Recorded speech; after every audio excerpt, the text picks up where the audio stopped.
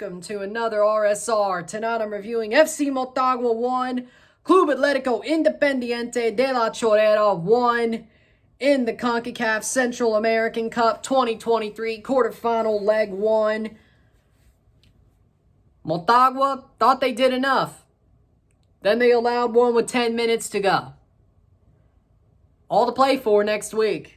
And Independiente is in the good position, in a really good position. Motagua 1, Independiente 1 en la Copa Centroamericana de la CONCACAF Cuartos de Final Partido Aira. Man, Motagua, they blew it. They blew it. They blew it. They weren't that much of the better team, but they were doing just enough. And then they proceeded to allow a goal. They couldn't find the winner. They couldn't find the winner. And there you go. They couldn't find it. They couldn't find it. It's sad because you know what? I say they slightly were the better team. I wouldn't say they deserved to win, but they were the slightly better team. Goals were scored as follows. In the 35th minute, Agustin Osmendi, ball crossed in, beautiful cross. At the penalty spot, he puts the header in, pops the ball into the net. They finally break the deadlock, 1-0, 1-0 Motagua. Goes to the half, 1-0, 1-0. Beautiful goal by Osmendi. And you thought that was the one. Then in the 80th minute, Hector Hurtado for Independiente has the ball, top of the box. Nobody's marking him. He takes a banger of a shot, puts it to the far post, past Rougier. Rougier can't get a hand to it. And it's 1-1. 1-1. Full time, 1-1. 1-1. That's the way it would end. Independiente has the away goal. They have their 1-1 draw, which I think is a better situation for them. If they had lost 1-0 or won 1-0, even winning 1-0, I think wouldn't have gave them the runway, but that this away goal draw does. They draw 0-0, they're through. They draw 1-1, they go to penalties. If they win outright, they win the tie. All they can't do is lose or have a scoring draw above 1-1. Honestly, the likelihood is ahead. They're playing at home. It's in their favor. I'd say a 1-1 draw here is better for them than to win outright. Now, they didn't lose. That's a good thing, but, you know. Stats are as follows. 12 shots to 10, 7 shots on goal to 4, 49% possession to 51% possession, 391 passes to 420, 84% pass accuracy to 93, 7 fouls to 12, 2 offside to 2, 0 yellow cards to 1, 0 red cards to 0, and 4 corners to 3. Again, Motagua gave this game away. They had the win. They had it in their hands for most of the match. They had this game in their hands. And they proceeded to basically be like, you know what? They played way too calm. They should have went for a winner. They didn't go for the winner. Even when they were tied, they never went for the winner. They were like, you know what? We're fine with the draw. That may bite them in the ass. I think Motagua played really lackadaisically. They have not built back from that loss to Alajuelense at the end of the group stage. Yeah, they dominated their group. They won their first 3 matches pretty easily. But that's not the Motagua we're seeing now. They lost their ass to Alajuelense, and now they played better here. They played better tonight. But they still didn't play to the best of their ability that they had the first 3 matches. So it makes you wonder, did Motagua have cupcakes or tomato cans? Are they really that good? Or did they just take advantage of the tomato cans that they had? Then they played a good team who rotated. They still got their ass whipped. And then now they're playing a pretty good, tough team because Independiente has always been a tough team. You can't sleep on them. And what happens? Motagua does not look like they're in a very good position. They are almost slumming it, to be completely honest. They play a week from now. Or by a week from now, we'll know what their result is. We will know what their fate is, whether it's the play-in or they play a semifinal.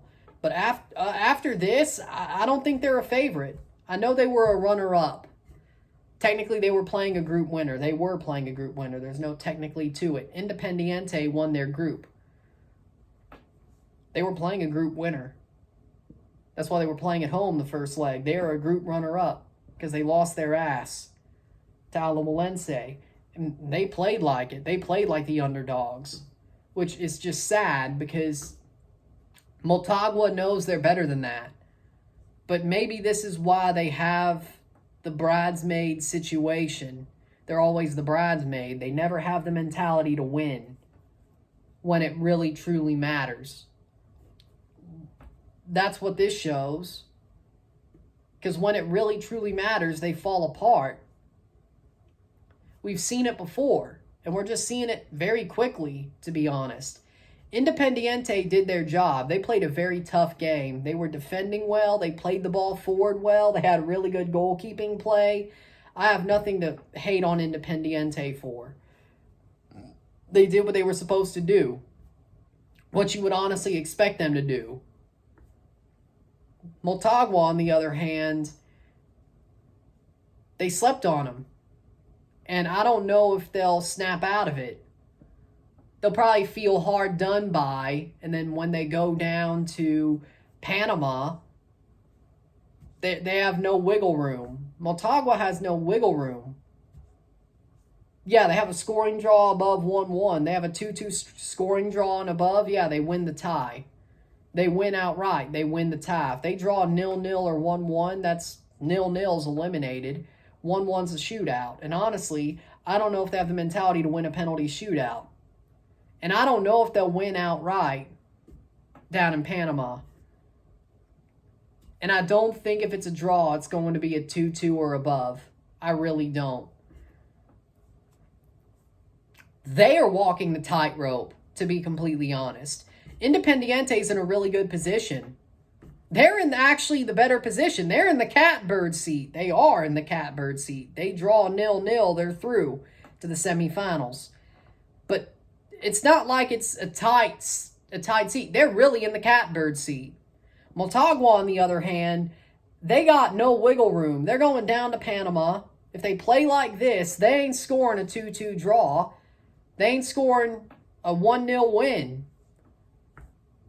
They're going to draw, and I don't know if it'll be enough. And I don't think they'd win a shootout. I think Motagua's in trouble. I really do. This is not the situation you want to be in. I think they're in trouble. I think they're in trouble.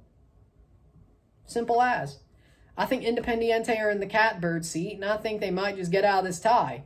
And I had Motagua winning it. I predicted them to win this tie, but I didn't expect them to play this weak or this mentally unstable. They do not have the mentality to win until further notice. That Alajuelense game broke them.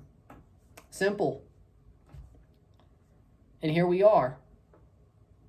They're playing a team they don't want to play that absolutely can answer everything that needs to be answered, and that's where we are. Independiente's done well. They played a damn good game. There we go. I would say man of the match for me is Hurtado with a goal. He scored the equalizer that put Independiente into the catbird seat. He deserves man of the match. So there you go. With that being said, if you like this video, like it, share, subscribe. You know what it is. Tell your friends. Hit that like button. Hit that subscribe button. Hit that bell notification once subscribed. Send super chats on the live streams. Comment on this video.